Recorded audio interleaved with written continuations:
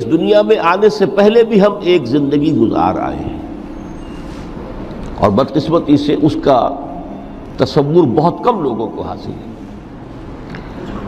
اور عہد حاضر کے جو ریشنلسٹ قسم کے عقلیت زدہ میں کہتا ہوں انہیں، یا عقلیت گزیدہ، عقلیت سے ڈسے ہوئے لوگ، وہ ان چیزوں سے اباع کرتے ہیں، دور بھاگتے ہیں۔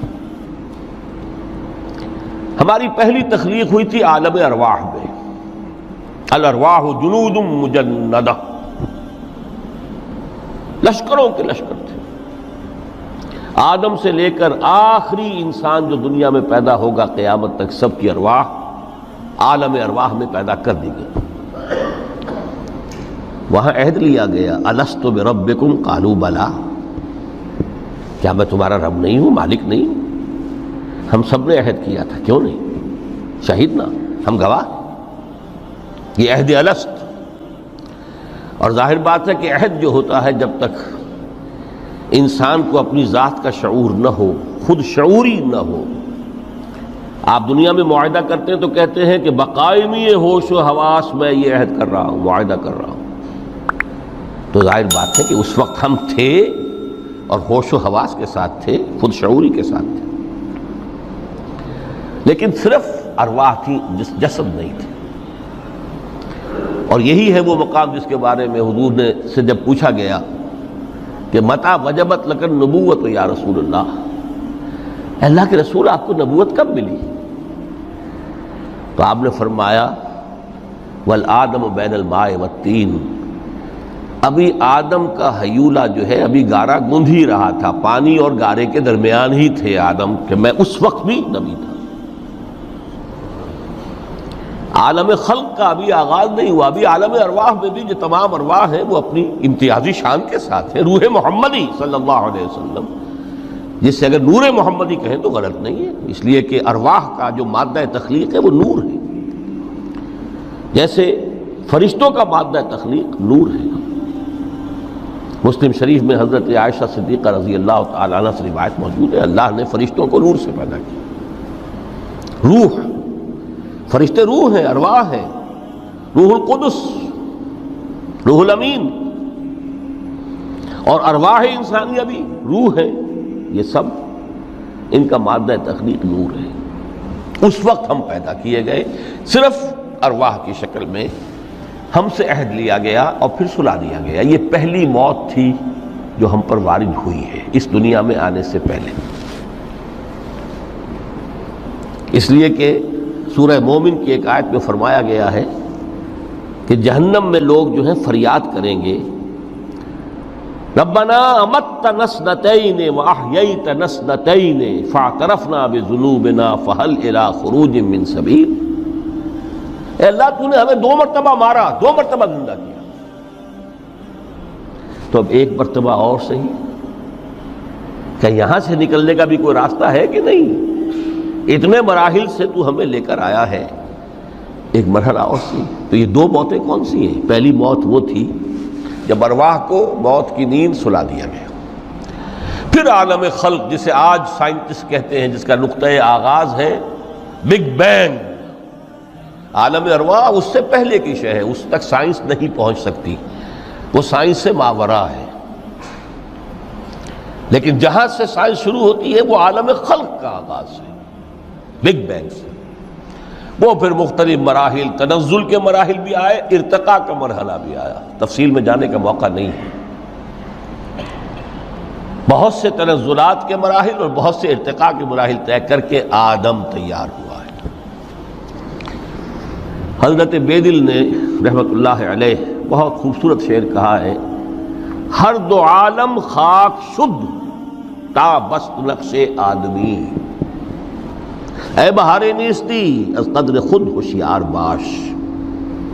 یہ پوری جو بھی کائنات کا جو سلسلہ شروع ہوا، بگ بینگ، اور بہت بڑے بڑے جو ناری کرے تھے جن کی کہ حرارت کا جب تذکرہ کرتے ہیں سائنسداں تو ٹریلینز اینڈ ٹریلینز آف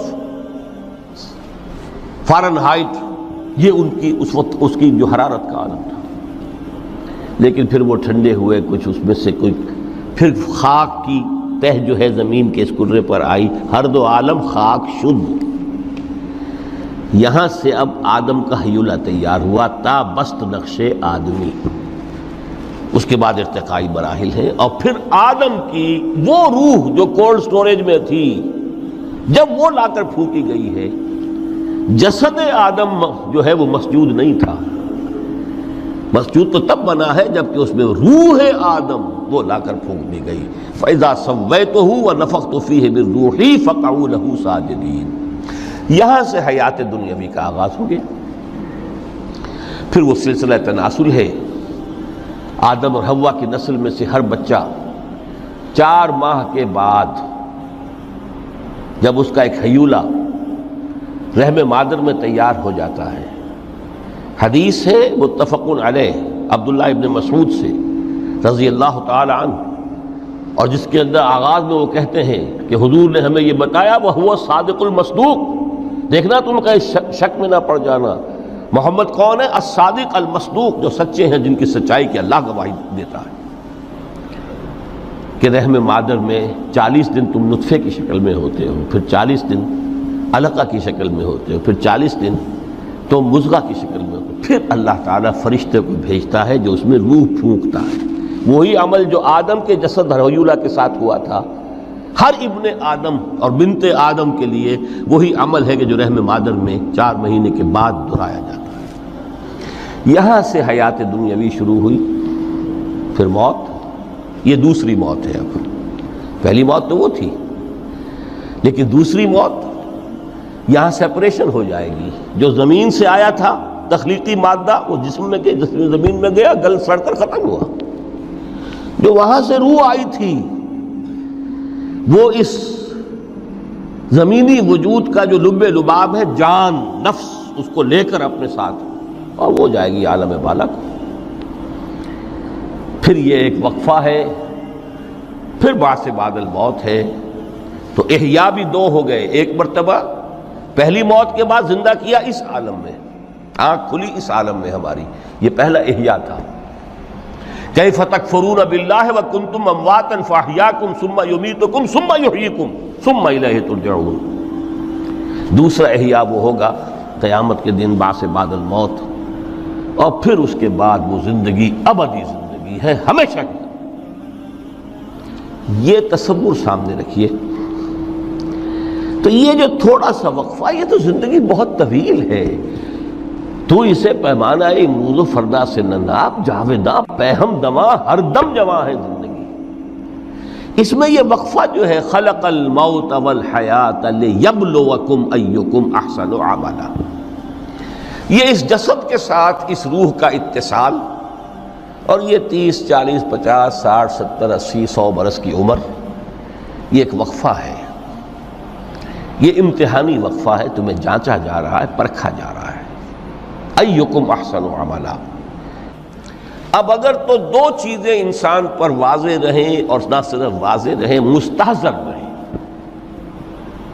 واضح تو ہو جاتی ہے ایک چیز، پھر آدمی بھول جاتا ہے، تو کوئی فائدہ نہیں دیتا اس کے۔ مستحضر ایک یہ کہ اصل زندگی آخرت کی زندگی ہے، طویل ہے۔ بل توثرون الحیات الدنیا والآخرۃ خیر وابقیٰ، کلا بل تحبون العاجلہ وتذرون الآخرہ، تم اس عاجلہ کو پسند کرتے ہو، اس دنیا کی زندگی کو تم ترجیح دیتے ہو، جبکہ آخرت ہے جو باقی رہنے والی ہے، ابدی۔ اگر تو یہ معلوم ہو، جیسا کہ سورہ عنکبوت کی آیت کے حوالے سے میں نے